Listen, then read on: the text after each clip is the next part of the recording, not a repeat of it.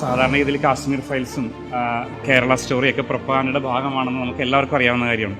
Even ഞാൻ കുഞ്ഞുങ്ങളോട് പറയുമ്പോൾ പോലും അവർ പറയുന്നത് ഇത് നമ്മുടെ കേരളം അല്ലല്ലോ, നമ്മുടെ കേരളം ഇങ്ങനെയല്ലല്ലോ, ഇതൊന്നും ഇങ്ങനെയൊക്കെ പറയുന്നത്. കാരണം ഇത് കേരളത്തെപ്പറ്റി അവർ പറയുന്ന കാര്യം നമ്മൾ കാണുന്നൊരു കേരളമല്ലല്ലോ.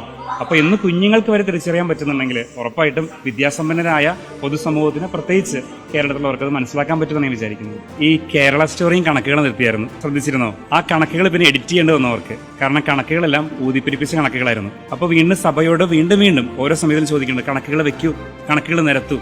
എപ്പോഴാണ് കണക്കുകൾ വ്യക്തമായിട്ട് നിരത്തിയിട്ടുള്ളത്?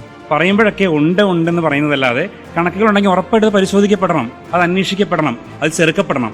പക്ഷെ കണക്കുകൾ ഊതിപ്പിരിപ്പിച്ച കണക്കുകളാണെങ്കിൽ അതും ശ്രദ്ധിക്കേണ്ടതാണ്. ഇപ്പോഴൊക്കെ കണക്കുകൾ മുന്നോട്ട് കൊണ്ടുവന്നിട്ടുണ്ട്. ആ കണക്കുകൾ വിശദമാക്കട്ടെ, പൊതുസമൂഹത്തിന് മുന്നിൽ കൊടുക്കട്ടെ.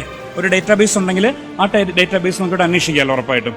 അപ്പോൾ അതിനിവിടെ 100% നമ്മൾ സുതാര്യമാണ് ആ കാര്യത്തിൽ.